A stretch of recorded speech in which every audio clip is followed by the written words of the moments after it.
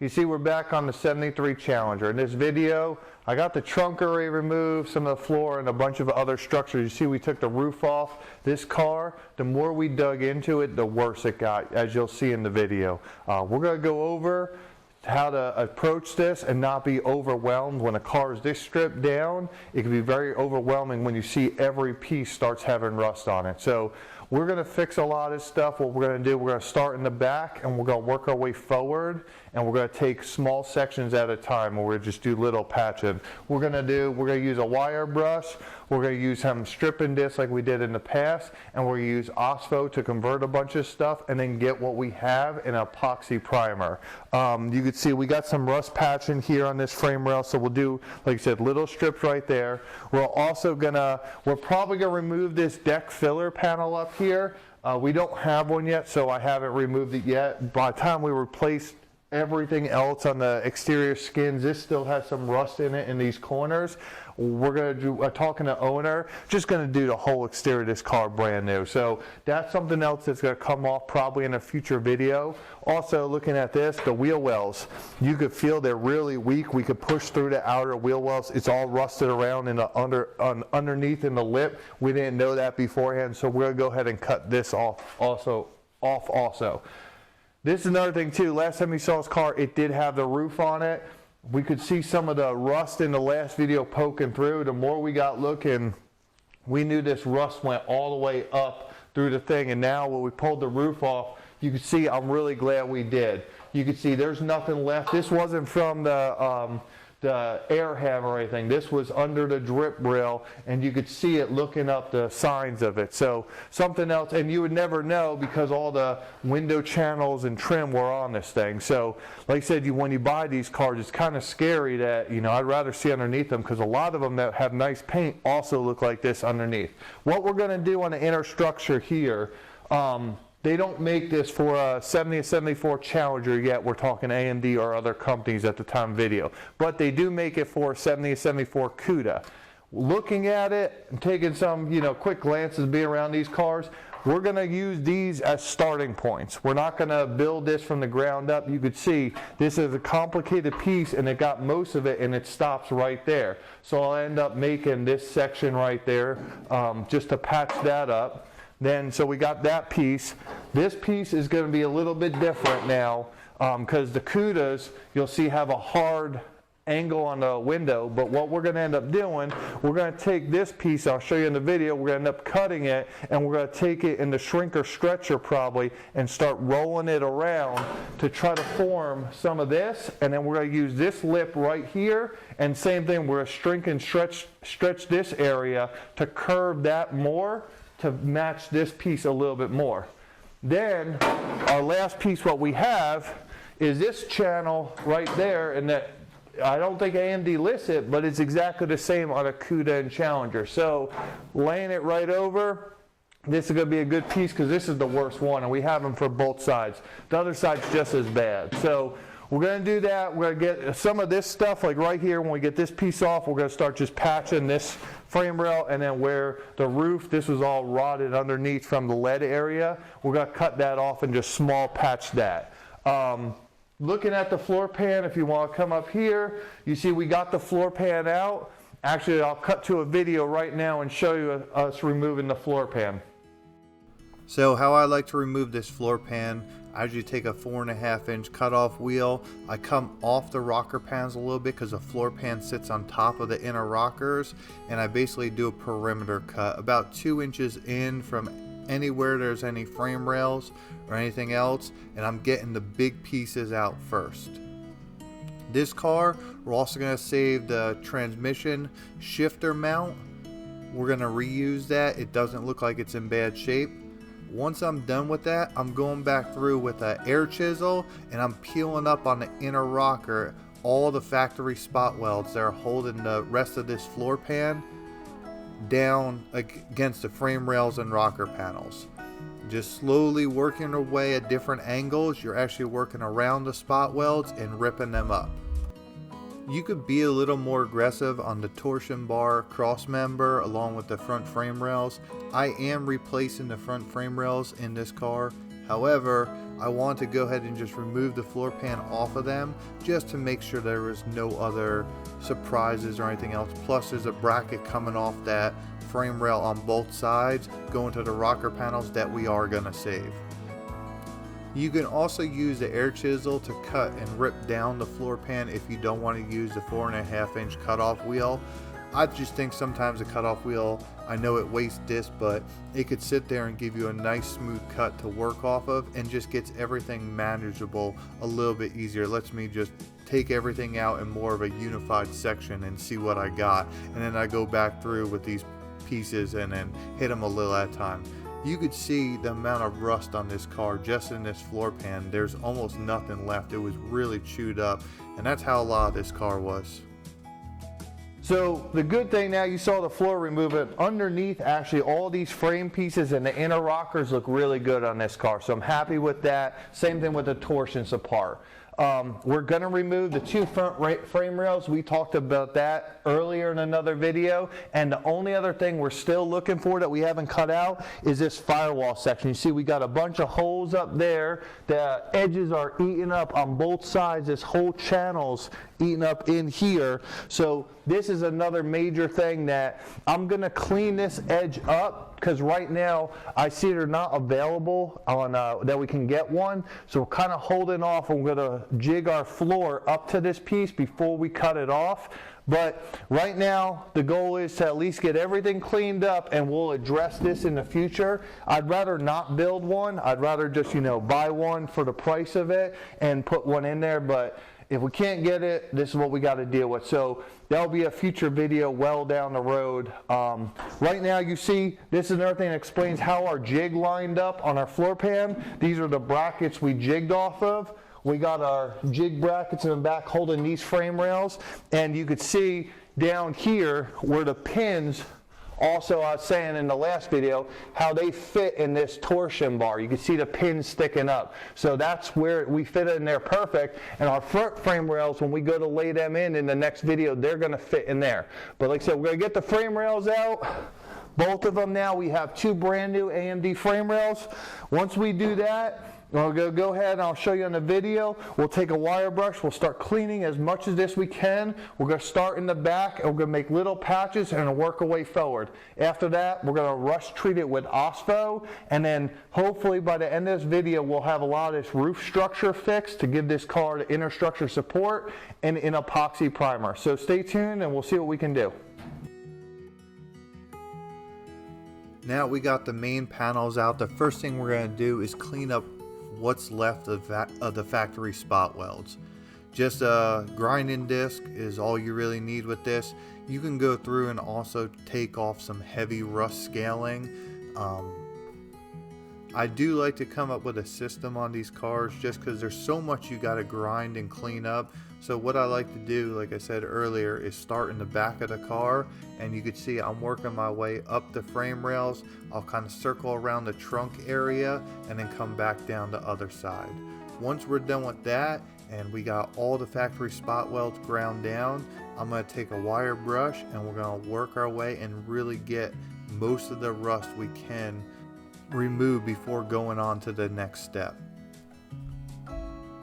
You need to be careful with the wire brush. The one thing about this, be aware it will kick on you, so try not to get stuck in any kind of hole, divot. Just be aware on how it reacts and the safety precautions that go with it.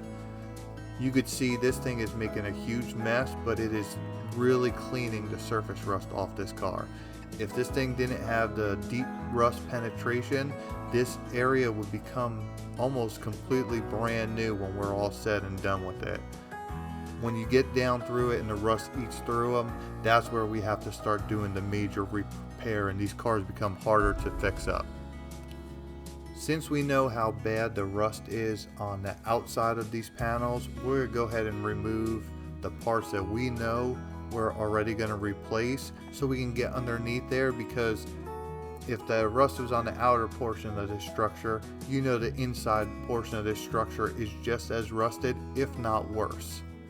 How we're doing it, I drilled out the spot welds so I don't damage the inside portion of this inner structure, and then we're taking the air chisel and just working our way easy and just kind of prying up down the whole part. Making our way to the spot welds in the front, kind of just prying it back and forth, and now that we removed it, like I said, we obviously see a bunch of rust behind it. We're gonna go ahead and cut this inner structure pieces out. I'm not removing these whole pieces. I'm gonna leave what's good there, and we're gonna try to blend the Cuda and Challenger parts together. Now that all this stuff is removed, like I said, we're gonna be able to get in there with the wire brush and clean all of that up and be prepared for the next step. All right, so we're at a point right now where we got most of the rust we can get off by hand with the wire brush and sandpaper, sanding disc, grinding disc. We did do some patch work. You can see over here, we did some patches around the wheel well. Some areas we didn't patch that we cut off. You can see this whole area is still cut out. This piece is removed on the upper frame structure. You see the roof is still really strong. We didn't have to put those on there, and I'll be able to come through with the OSPHO and convert behind it. The pieces that we cut off, they obviously had to be cut off. You could see how rough a lot of these pieces are. Just anything like this wasn't even worth messing with. So we cut it out, it's all junk. So let's get to the OSPHO. OSPHO, it's an acid. Basically prepares rusted surfaces for painting. It's an acid that basically converts any kind of rust that's going to be on there. It'll either wipe it off, or if it's really deep, it'll actually convert it to like an etching style primer. I'm sure there's some chemist on here that can explain the chemical reaction, but basically it converts any kind of rust it can't remove to a paintable surface. Now, like an etching primer, that's an acidic paint, so you got to watch what you put on top of it. You can't put water-based paints. We're going to use that MP170, the epoxy, so that will be fine for on here. We've already used it on the roof and the inner structure, and we had the OSPHO on here. So yes, OSPHO bought at any local hardware store. I like using this stuff. Some tidbits, since it's acid, gloves are a necessity. We're going to be brushing it on, so I'm going to use glasses, and I also got a mat on the ground, a rubber mat for the concrete in case it drips down, because I like to be a little bit heavier on this. You don't want it running, but you want it so where it's going to have enough on there to penetrate. So we'll put a little of this OSPHO in a bucket that we're going to end up using, and we'll start going. I'll show you the process and what we're going to do. Actually, you know what else we're going to do? We're going to take one of these really rusted pieces just to see. I want to show you, if you don't prepare a surface, the OSPHO does react to it. I want to show you what it does and the surface it prepares. So we'll leave that on there, and it won't work right away. It'll take a little bit of time, but we'll come back and I'll show you what that looks like, an area that wasn't prepped and how it converts the rust, the surface rust there. All right, so we're going to set that on the side and keep going with this car. So, like I said, our inner structure, no real method to this madness. I just take a paint, I like to brush it on. I don't really like to leave it super heavy. I like to cover everything, but I don't like it spilling off. I don't like to spray it on. I do like to control it with like a heavy paint on brush. What I like to do then is let it sit. I'm going to show you how we're going to work it in. So we're going to get this whole area in there. We'll go ahead and fast forward the video, but you see I'm starting and I'm going to cover everything in a workable section with the OSPHO first, and then we're going to come back to it on the next step. I'm trying to keep this wet. You don't want it drying and tacking up, because the next step, we're going to really work this thing in. So keep in a manageable area, and know you might be coming back through and reapplying some more just if things start drying a little bit, and let it soak in this area first and just loosen the rust and work it. The next step is going to be a whole lot easier. All right, so now we're going to up the grit to a gray. You can use these scuff pads, the gray or the red ones. We're also going to use a wire brush. So I'm still kind of just keeping it wet, and you could see the rust is kind of, some of it just wiping off and dripping down. So that's what we want. And then what I like to do, We get a lot of rust hanging out on there. We'll put that aside and we'll take a rag and wipe it down and we'll hit it again. And I just keep doing this. This is gonna kind of keep working it off. And I'm trying to keep this whole area basically wet, going over it a couple times. You see, back and forth.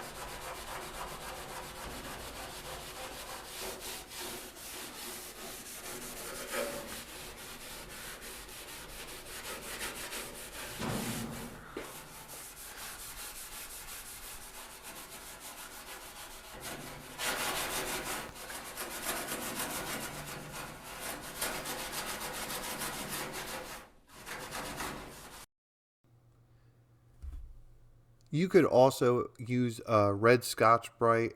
I go back and forth between the red and the gray. The gray isn't as aggressive as the red. I don't think this car really needed the red one. If we didn't wire brush as aggressive as we did, we probably would have went with the gray. And there is a couple of spots you see here that I'm going back through with a wire hand brush, and I'm just really working those areas really hard. You could see once I get a bunch of rust built up, like I said, I wipe it down with a rag. Also, when I let this OSPHO dry for 24 hours, we're going to wipe it where it's damp. Nothing's going to be wet, and you'll see in the future why we don't want it wet, because that wet will scale up and actually flake off when there's too much.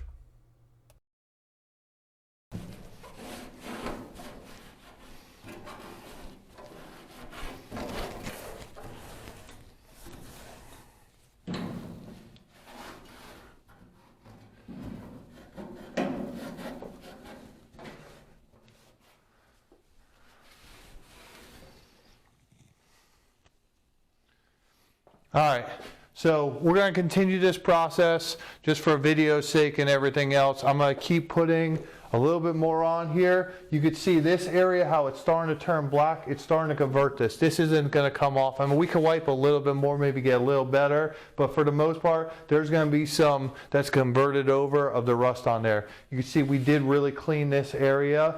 A lot of this is primer too, that brown primer back there. But all in all, this is the process. We're going to do the rest of the car. We are going to wait 24 hours.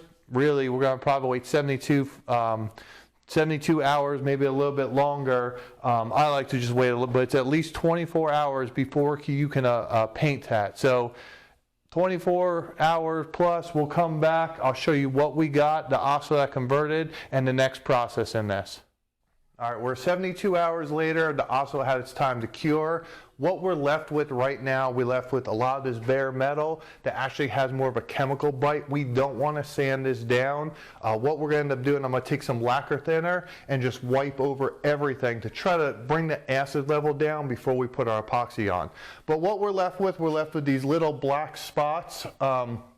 That's the deeper rust that the OSPHO is converted, and what it's doing, it's going to stop it from getting to air, and we're going to be able to now prime over it, and then we don't have to worry about the rust coming back through.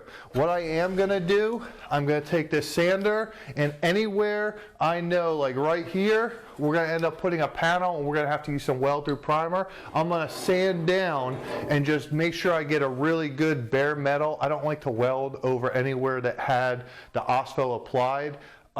Even after lacquer thinner. So we're going to clean this area to bare metal, and then we're going to put some weld through primer. We're going to wait a couple hours. We're going to tape off those areas. You'll see, we'll come back on the video and show you, and then we're going to epoxy everything else.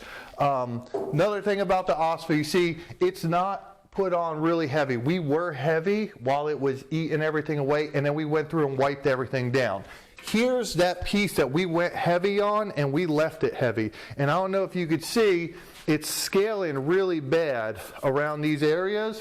And actually, what you can do, if you don't want to sand the OSPHO, because if you start sanding it, you can see rust will start coming through, and it kind of defeats the purpose of the OSPHO. That's why with the OSPHO, we went through while it was wet. with the scuff pads and the wire brush and worked it in and tried to get everything we could off while it was eating away. It will convert this. The problem is when you paint it, this has a tendency, because it's so scaly, that it wants to actually peel off. Where if you grab this car now, there's nothing to peel off. We just went over it with a wire brush, we went over it with the scuff pads, and it just, if it didn't come off after the 20-30 minutes it took us on each section, it's not going to come off, and the epoxy is going to hold on it really stiff. You can see down here is the same thing. It's real scaly right there. I let it drip there. Normally I'd wipe it off the frame jig. Like I said, I left it on there to show you this is not what you want. You can't paint over this. When you get done, the surface has to be smooth and has to look like this. Then, like I said, we're going to use lacquer thinner right now. We're going to wipe everywhere we're going to prime. We're going to clean up the area. I'm going to sand down the edges just because I like to do that before I weld. You're going to see when we come back there'll be tape over all these areas. Everywhere there's tape, that's where the weld through primer was, and we'll go ahead and throw the epoxy on there, and we'll come back and we'll start fixing some of this roof structure. Another thing, I do know you could buy this piece. You might ask why we did patch this piece.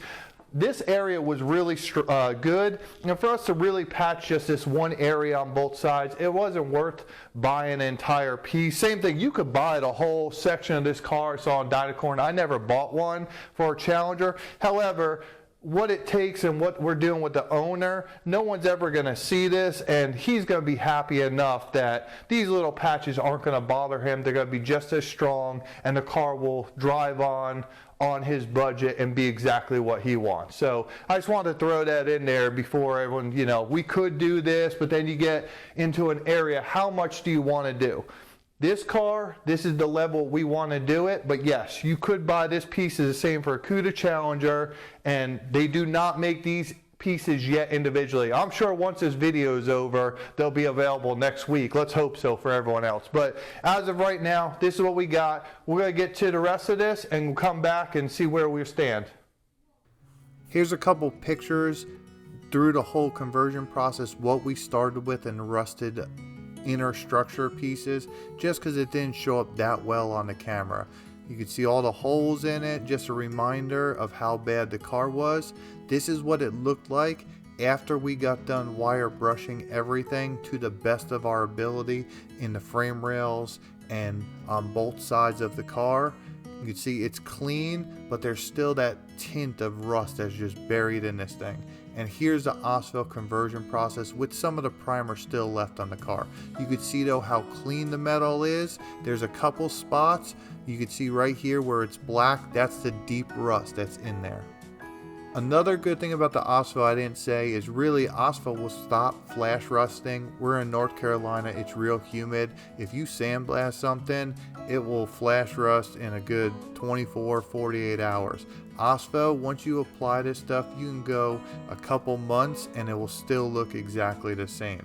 What I'm doing right now, I'm going over it with the lacquer thinner. I'm wiping everything down. What I also did, I scuffed with 120 grit all the seat pan areas and other parts that I'm going to go ahead and prime. I want to do the whole car. I think it's going to come out cleaner. Just start with a fresh palette now that most of the major cleanup work's done.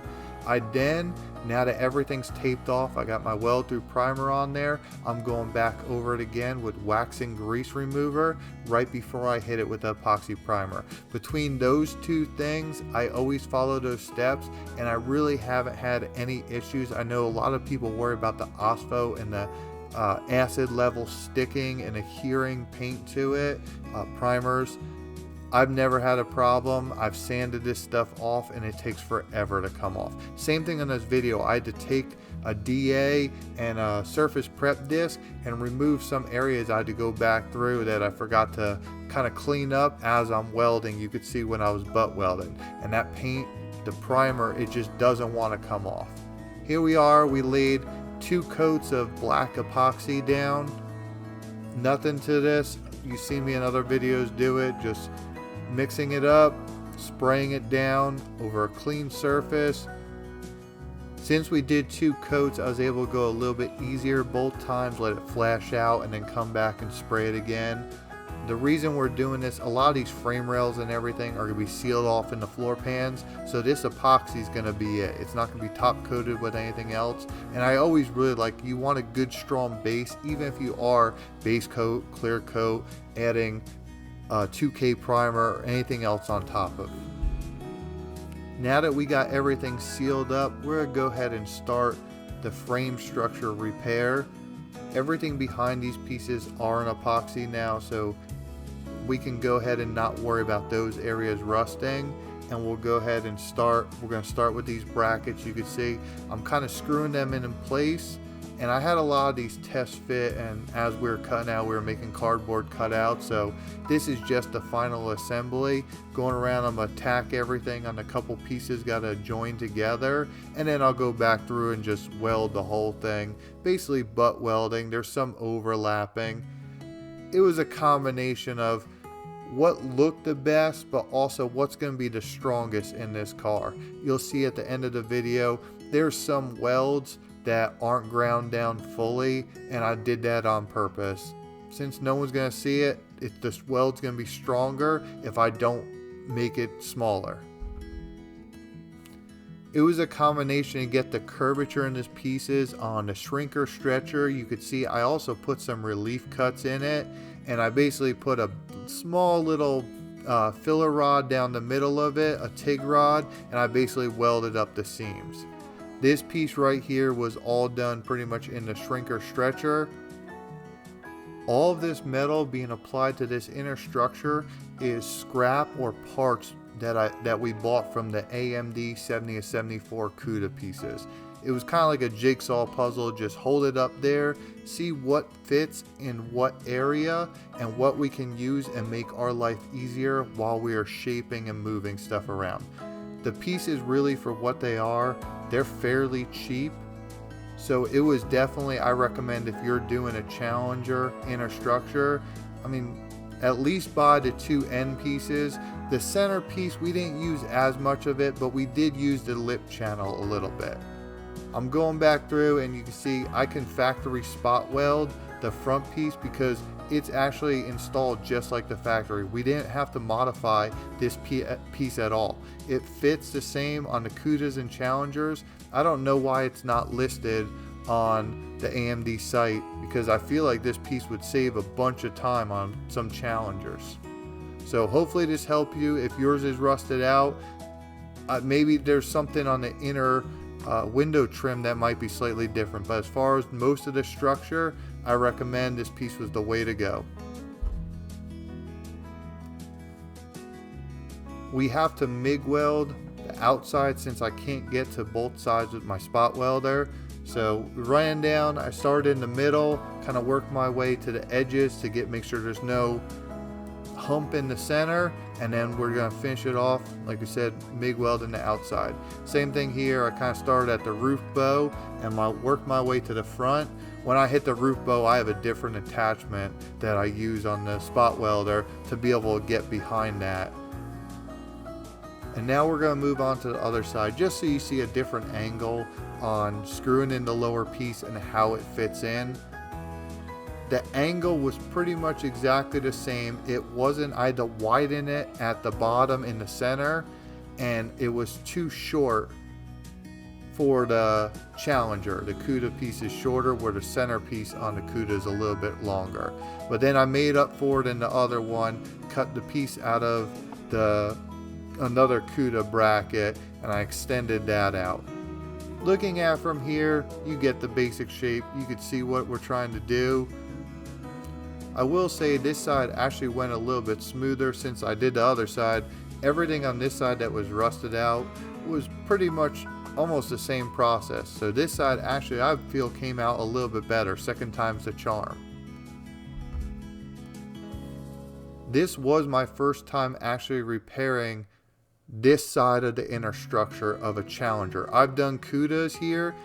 But the thing with the Cuda is, like we said, we just bought the parts and they fit right in. So as far as modifying all this inner structure and building it from scratch and how it had to be done, this was the first for me, and I think it turned out pretty good. Here's a couple pictures of the metalwork all finished out before we go ahead and put some weld-through primer on it, and then we epoxy this again to protect it.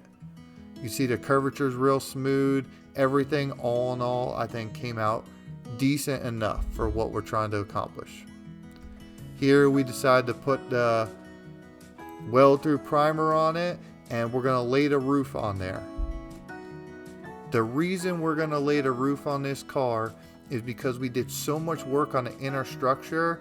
I don't want any surprises at the end of this process, and I want to make sure the drip rails fit on this car. That's the number one thing. When I was shaping this metal, I kept holding the drip rails up to there real easy and just making sure they fit.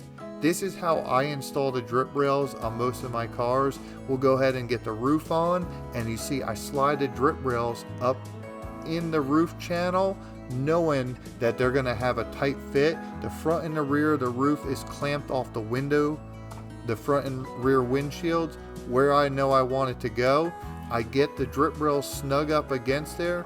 I'm going to clamp the front, and then you'll see we're going to actually put a couple tacks on the inside of the drip rail as I'm holding it and pushing it as tight as I can. This will make sure that the drip rail is in the proper spot and isn't trying to twist the roof or anything like that.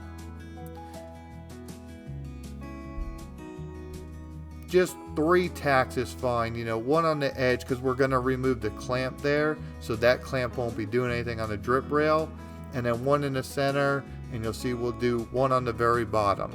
All these tacks are going to do, because you'll see in a minute, we're going to cut the tacks off and we're going to have to clean them all up. So don't go crazy with this. This is just to locate your drip rail, so when you go and take the roof off, we know exactly where the drip rail wants to sit.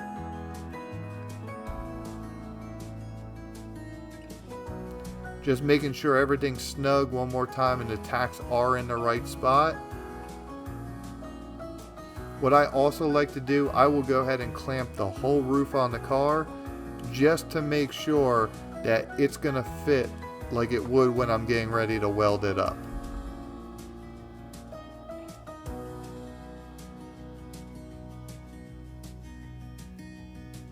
So now that we verified the roof should fit the way it sits and how we welded up drip rails, we'll go ahead and remove the roof skin.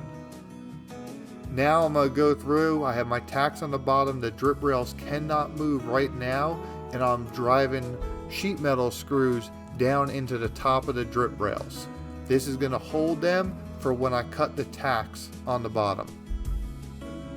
I do like to put a little bit more sheet metal screws in here. This ensures everything's held down properly, and then when we finally go put the roof back on the car for the final time, we know we're not just relying on 3 locations. Everything's in there. We'll go ahead now that we know where the drip rail is going to go. We're removing the screws because now we have to clean off, like I said earlier, all the welds on our drip rails. We don't need them anymore. So we cut them off. We have our screw holes locating the drip rail. After it's prepped, we're going to punch out all our holes where we're going to weld and then put it back on. All right, we're going to wrap up the inner structure and OSPHO conversion on the 73 Challenger. You see the drip rails are on the car. Again, they're not welded in. This is going to be one of the last things to be welded on along with the roof. We did test fit the roof just so there's no surprises, since we did so much work on this Cuda inner structure that I wanted to make sure that we didn't put the quarters on or the roof on and had to come back to this. At this point, I'm assuming this whole area, everything that's in a black epoxy, shouldn't have to be touched until the bodywork phase, and it might not even be at that point. But what you see, it's not perfect. However, finding a donor Challenger pieces and the price of these Challengers and what this car was, it wouldn't warrant cutting up another Challenger. What the owner wants, what this car is going to be able to do back on the road, and what everyone else is going to see on it, I think this is the best route to go with the Cuda parts and patch them and just modify them. We could have made the parts from scratch, but there's just been so much more time consuming. This is the way to go. Also, the OSPHO, you could see the OSPHO, it did do a good job. It converted the car. Use the OSPHO. I guess the big question here is why we went with the OSPHO versus sandblasting. We did sandblast this car on the previous video. My rule of thumb is I usually like to sandblast a car if it needs it. Sandblast is real aggressive on the metal, and it really pits the metal, can warp metal, and do more damage sometimes than good. There is points where sandblasting is good, but I usually say on most of these projects, I'm going to sandblast one time. Once it comes in the garage and the car is put on a frame jig like this, I try not to move it. I'm not going to sandblast in my garage. So for the inner structure, I can take my time, I can convert it, and really focus on not pitting or damaging the metal. It gives a good etching surface. You see how smooth it is. The OSPHO, it wasn't 100%. There was some spots to it. This car was also really bad. I'll show you a picture right now of the last Challenger I did, and this is usually what the OSPHO will look like in the conversion process on a car that's not as damaged as this one. So this is us stripping what the car looked like and with the OSPHO. This is what we started with on this Challenger. And this is what that whole structure piece ended up real cleaned up. So as you can see, OSPHO, especially when the rust isn't penetrating all the way through the metal, does really work. It converts it and gives a really good chemical surface to put an epoxy base on. That about wraps it up for this car. You can see the good thing is we spent a lot of time on this video prepping the car. So in the next video, we're going to end up starting doing the base of this car. We're going to start on the frame rails in the front. This whole floor pan area, we're going to go ahead and start laying the floor pans in. It's going to be a faster process because like I said, everything's in primer and all ready to go and welded right up. So I just got to prep the floor pans. We'll work our way to the trunk pan. At that point, we're going to be waiting on a couple more parts on this car. That's been the delay on this one. Since it was way worse than we initially thought, there's a couple parts on back order, but when we get to them, we'll keep installing them on the car. Stay tuned for more on this car. We got other builds coming up, a lot going on in the garage. If you like this video, please comment. Like the video, subscribe to our channel, and just tell us what we're doing right, maybe give us some constructive criticism, and thanks for sticking along.